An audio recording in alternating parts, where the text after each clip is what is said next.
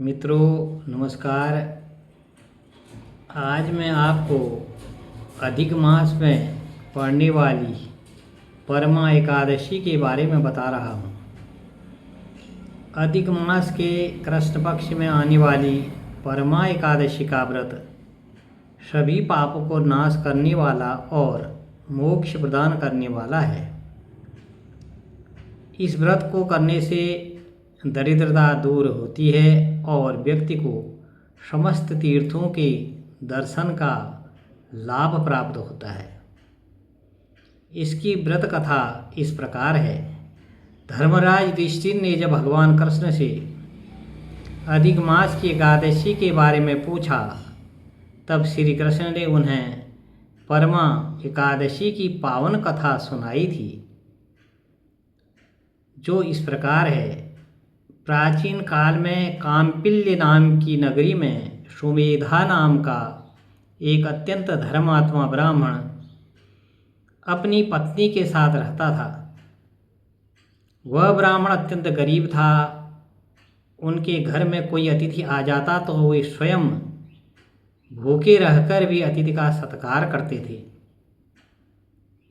धन के अभाव के कारण वे काफ़ी परेशान रहते थे।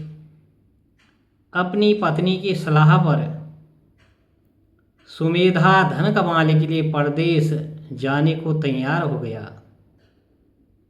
लेकिन उनकी पत्नी ने कहा, जो मनुष्य जैसा कर्म करता है उसे उसी के अनुसार फल मिलता है।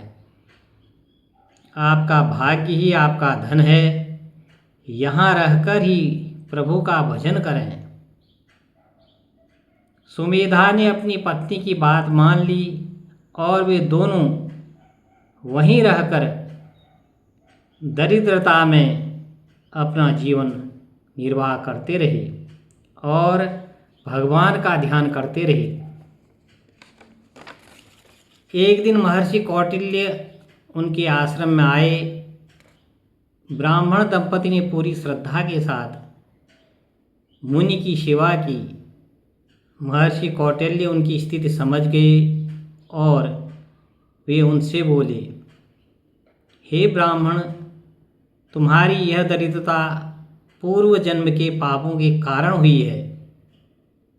इससे मुक्ति पाने के लिए तुम अधिक मास यानी कि मलमास के कृष्ण पक्ष में आने वाली एकादशी, जिसको परमा एकादशी कहते हैं, उसका व्रत करो। यह व्रत दरिद्रता और दुखों को नाश करने वाला है। मुनि के बताए अनुसार सुमेधा और उसकी पत्नी ने पूरी विधि विधान के साथ परमा एकादशी का व्रत रखा। इस व्रत के प्रभाव से भगवान विष्णु उन पर प्रसन्न हुए। भगवान विष्णु ने प्रकट होकर सुमेधा से वरदान मांगने को कहा। ब्राह्मण ने हाथ जोड़कर भगवान से अपनी दरिद्रता दूर करने की प्रार्थना की और कहा, हे भगवान, हमारी इस दरिद्रता को दूर कर दीजिए। भगवान ने कहा, हे सुमेधा, तुम इस व्रत के प्रभाव से समस्त सुखों को भोगोगे और अंत में तुम्हें वैकुंठ धाम की प्राप्ति होगी। इसके बाद भगवान विष्णु ही अंतर्ध्यान हो गए। भगवान की कृपा से ब्राह्मण दंपति की सारी दरिद्रता दूर हो गई और वे धन धान्य से संपन्न होकर जीवन व्यतीत करने लगे।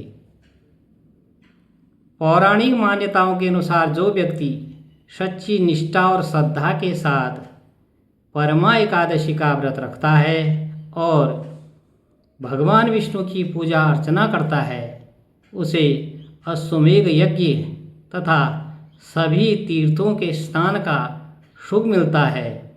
उसकी सारी मनोकामनाएं पूर्ण होती हैं और अंत में वैकुंठ धाम की प्राप्ति होती है। ओम नमो भगवते वासुदेवाय।